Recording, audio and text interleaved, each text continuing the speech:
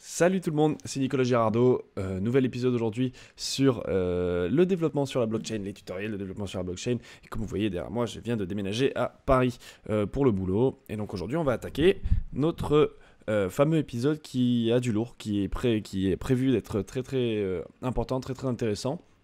Parce qu'aujourd'hui, nous allons voir les events. Alors, qu'est-ce qu'un event? Pour faire simple, un event est en fait un callback qui sera fait sur notre site web, sur notre DApp. En fait, une DApp se constitue de différentes choses. Tout d'abord, un smart contract ou plusieurs smart contracts qui vont un peu correspondre à notre back-office. On peut imaginer ça de cette façon-là.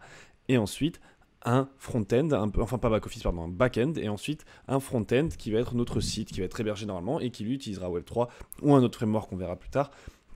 Pour communiquer avec notre contrat. Donc, un event, en fait, ça va être une action qui va être trigger quand quelque chose se passe sur le contrat, qu'on va définir nous-mêmes, et on va pouvoir catch cet event sur notre site pour réaliser une action à chaque fois que cet event est triggered. Voilà, c'est assez simple à comprendre, j'espère. On va attaquer tout de suite le code, on va voir notre code, on revient sur l'épisode numéro 5, où on avait vu comment développer tout simplement sur... alors attendez, je refais mes fenêtres vite fait. Ben non, mais non, il n'y aura pas de raison de refaire mes fenêtres. Où en fait on va voir comment on avait fait notre sorte de RC20, notre token ERC20, même si c'était une base de token et qui en aucun cas ça ressemblait beaucoup à un token ERC20. C'était vraiment une base basique de contrat de token. Alors, on le reprend, vous le voyez ici avec moi. Et ce qu'on va juste rajouter, en fait, c'est créer des events. Alors, les events, on les fait à la fin. Alors, je suis un peu embêté parce que mon écran me gêne. Alors, attendez, je vais voir si je peux passer setup différemment la chose. Alors, au moins comme ça. Voilà. Voilà, c'est un peu mieux comme ça. Je sais pas vous comment c'est, mais pour moi, c'est un petit peu mieux. Alors, attendez, je vais vérifier juste qu'au niveau du son, soit bon. Comme ça, c'est pas... Au pire, j'augmenterai un petit peu le volume. Voilà, comme ça devrait être bien. Voilà. Alors... On a été où? Alors voilà, donc on va créer un event. Donc c'est propre à Solidity, cette classe-là. Et on va l'appeler transfert, cet event. Pardon. Transfert. Et dans cet event, nous, on va vouloir récupérer comme information qui a envoyé qui a transféré. Je ne sais pas si vous vous rappelez, c'est un contrat, on peut envoyer, etc. Qui a transféré. À qui ça a été transféré, pardon. Qui a transféré et combien a été transféré. C'est assez simple. Oh là là. Voilà, donc là on ne fait que les définir. On va en créer un deuxième aussi, qu'on verra peut-être si on l'utilise ou pas. De toute façon, une fois qu'on a compris un, c'est assez simple à comprendre. Donc supply, qui l'a fait, qui a fait le supply. Je vous rappelle que un supply, on envoie x ether, on reçoit x fois 10 puissance 18, c'est ether. Logique, on envoie x way, on reçoit x token en fait. Donc on crée ces deux events là, pardon, ces events il faut les mettre dans notre classe, logique. Hop, alors attendez, je vais faire ça aussi. Je vais me déplacer là-dedans. Parce que, alors en fait, quand j'ai fait... Ouais, non, je suis dans le bon, ok. Donc voilà. Ensuite, comment ça s'appelle un event? Et bien tout simplement, quand quelqu'un va faire un transfert, on a juste, avant de faire le return true, on va trigger notre event, transfert. Et on va mettre... Oh, pardon, c'est vrai qu'il y a l'autocomplete. Alors utilisez-le, hein, je vais vous montrer comment ça se marche. Enfin, comment ça se...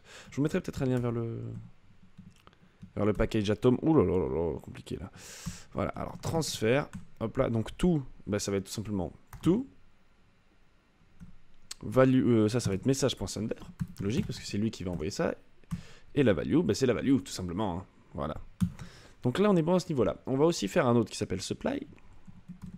Qui est ici. Donc il a été fait. Donc qui l'a envoyé, bah, c'est message.sender. Et combien il a envoyé, bah, c'est message.value. Voilà. Logique. Donc ça, c'est très simple. Niveau contrat, comment marche un event? C'est comme ça. Sauf que maintenant, il y a toute une partie supérieure à ça, plus importante que ça.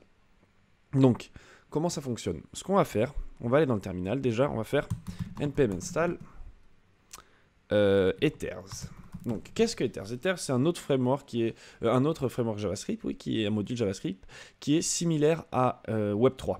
Le lien sera dans la description sur voir comment ça fonctionne. Moi, je préfère, sur les derniers travaux que j'ai fait, j'ai utilisé Ethers plutôt que Web3 pour des raisons qui me sont propres. Notamment, il y avait la génération d'un token d'un wallet à partir d'une clé username mot de passe et d'autres utilisations. Enfin, je préfère Ethers en général, mais il est plus léger aussi que Web3. Mais donc voilà. Ensuite, on va créer un nouveau fichier qu'on va appeler events.js. Et donc cet event.js, je voulais pas qu'il soit là, mais c'est pas grave. Cet event.js, il va avoir à l'intérieur de notre truc event.js. Du coup, on va récupérer notre module. Donc ça c'est du JavaScript, hein, si vous ne connaissez pas. Ether.js. Voilà, donc on récupère notre module Ether, on va faire un network. Alors comment fonctionne ce framework? Parce que là aujourd'hui, ce qu'on va voir, c'est le déploiement sur Ropsten, comme je vous avais dit. Donc providers.network.ropsten. Donc ça, c'est propre à Ether.js. En fait, on va définir tout simplement, on va dire qu'on va, au lieu de se connecter à notre test RPC, on va se connecter à notre, je vais y arriver, excusez-moi, on va se connecter à notre network Ropsten. Voilà, j'y arrivé. Et on va créer un provider. Qu'est-ce que le provider? C'est tout simplement l'objet qui va être utilisé pour être connecté à notre network. Donc ethers. Tout ça, c'est dans la doc providers. Et là, avec partir de providers, on peut tout simplement récupérer, tout simplement un wallet et faire des actions ensuite avec le wallet, faire des appels à des contrats, etc., etc. Donc, dedans, on va définir un ABI, l'ABI de notre contrat. L'ABI, moi, il est ici. Mais alors, attendez, d'abord, qu'est-ce qu'on va faire? On va déployer notre contrat sur Ropsten. Alors, il y a plusieurs façons de déployer notre contrat sur Ropsten. Donc, voilà, on a notre code qui a été copié ici, copié-collé ici, avec nos events qui sont bien présents ici. Donc, la compilation a eu lieu. Pour récupérer l'ABI, vous allez dans les détails. Une fois que vous avez les détails, vous avez l'ABI qui est ici. Faites juste appuyer sur ce petit bouton qui est ici. Désolé si c'est un petit, mais voilà, hop, et vous allez voir Successfully Copied. Donc l'ABI est automatiquement rajouté. Donc l'ABI, comme je montrais tout à l'heure, il suffit de la coller ici. Et pour vous embêter, pour pas que vous ayez à voir cet ABI constamment, vous réduisez le petit sur Atom, le petit truc. Pour récupérer l'adresse maintenant, vous allez sur, encore une fois, Remix. Et vous allez dans la tab en haut, Run. Dans la tab Run, vous créez un contrat. Donc ça va automatiquement utiliser votre MetaMask. Choisissez bien, alors attention, choisissez bien ici votre account database, c'est très important. Sans ça, vous ne pourrez pas utiliser, ça ne sera pas fonctionnel tout simplement. Parce que vous déploierez un autre contrat, là c'est celui-là qu'on veut déployer.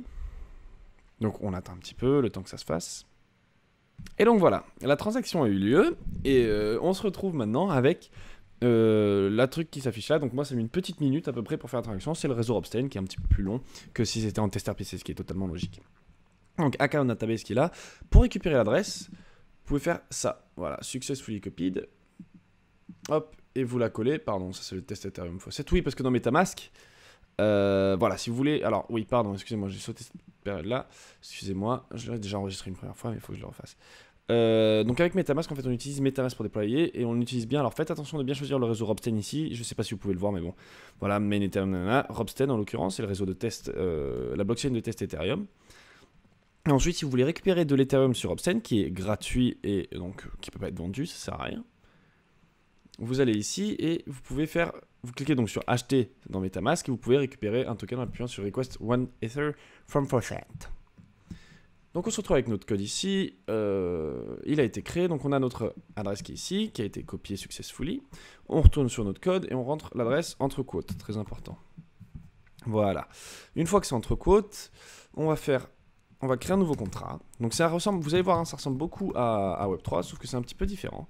Égal new ether, donc ça c'est pareil, notre classe ether qui a été récupérée au-dessus. Contract avec un C majuscule cette fois-ci. Et on va prendre l'adresse, l'ABI et le provider. Et ensuite, on va créer un listener pour notre event. Donc pour faire un listener sur votre event, c'est très simple. Vous faites contract, donc le nom de contract, et vous faites le nom de votre event avec un on avant et tout en minuscule. Donc mon nom event c'est transfert. Je rajoute un on devant, tout en minuscule. Voilà. En transfert égale function, donc on récupère une fonction qui va récupérer nos éléments. Donc il y a tout, from et value. Et on va faire un console.log de user plus from plus sent.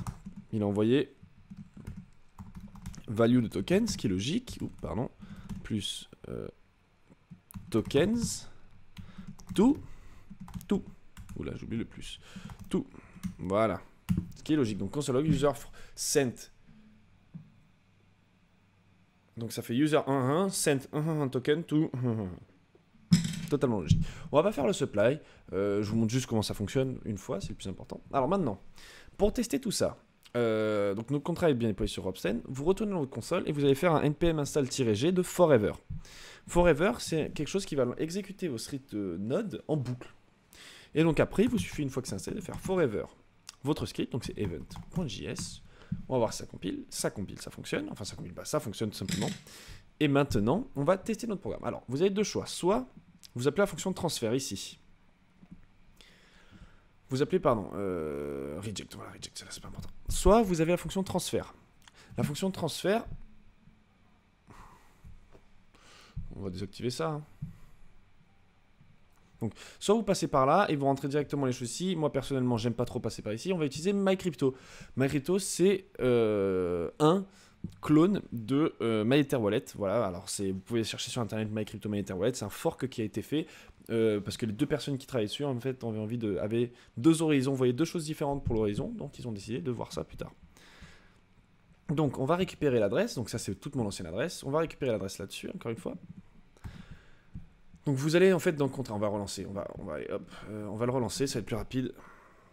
Donc vous allez dans contrat, c'est bon j'ai compris, contrat, interact with the contrat, on peut déployer aussi dessus, mais je préfère déployer par Remix. Donc là s'il dit qu'elle n'est pas de checksum, c'est normal, le fait qu'elle soit pas de checksum, c'est en fait une fonction que fait MyEtherWallet, que fait avec Etherscan, en fait c'est les majuscules au niveau des lettres, ça justifie la vérité, enfin la véridicité, l'authenticité du contrat. Ça veut dire que l'adresse est sûre, on est sûr qu'elle est bonne. Si elle est checksum, ça veut dire qu'elle existe. Donc ça, ensuite on va récupérer l'ABI. Donc pour récupérer l'ABI, vous pouvez faire ça, copier cette partie-là, hop. Voilà, et on l'accesse. Donc on est sur Ropsten, mais faites bien attention d'être sur Ropsten, et on va appeler une fonction transfert. On va l'envoyer à l'adresse de mon contrat, on va pas s'embêter à ce niveau-là, et on va envoyer 1 million de way. C'est pas énorme, hein, mais j'en ai tellement. C'est plus d'1 million, c'est 10 milliards d'ailleurs. Mais je rappelle que j'ai 1 x 10 puissance 18. On va utiliser Metamask, encore une fois. On va se connecter à Metamask. On va rien envoyer en truc, vu que c'est un transfert qui se fait. On a juste besoin d'appeler, de mettre une gas limit. C'est une appel à une fonction. Encore une fois, on ne voit pas d'ether. Donc voici combien, voilà, gas limit nana, go, hop. Et on submit. Notre fonction est partie. On va vérifier qu'elle est bien passée en cliquant sur le lien ici. Et donc on se retrouve sur Metamask, sur Etherscan. Oh là là, je vais y arriver, c'est compliqué aujourd'hui. Hop, voilà, on attend, on va voir si elle a lieu. Et voilà, la transaction a eu lieu, elle est sauvegardée. Et donc là, déjà, on peut aller dans Event Logs et voir qu'il y a un event qui a été trigger. Et si on regarde, donc le premier c'est une adresse qu'on récupère là, donc c'est moi. Ou non, ça c'est moi, voilà, la première c'est moi, la deuxième c'est à qui je l'ai envoyé. Et ça c'est un nombre combien j'ai envoyé, voilà. Mais, si on est bon, on va sur nos scripts là, et on peut voir que user a envoyé tokens, j'ai oublié de mettre un espace, vous m'excuserez, à tac tac. Voilà. Ça c'est la chose qui sera le plus utilisée quasiment, tout simplement lors d'une DApps, parce que à chaque fois que quelque chose va se faire, nous, sur notre service, eh bien, rien ne va se réaliser tant qu'on n'a pas reçu l'event. On fera un petit test après, je vous ferai toute une intégration pour le prochain épisode d'un petit site web tout sympathique qui vous permettra d'utiliser les events, les fonctions, plein de petites choses super intéressantes. Et voilà, voilà tout. Donc là, on a fait notre event. J'espère que cette vidéo vous a plu. Si vous avez des questions, n'oubliez pas de laisser en commentaire. Je me tâcherai d'y répondre le plus rapidement possible. Et sinon, ben, on se retrouve la prochaine fois pour le prochain épisode. Et à très bientôt. Au revoir à tous et à bientôt.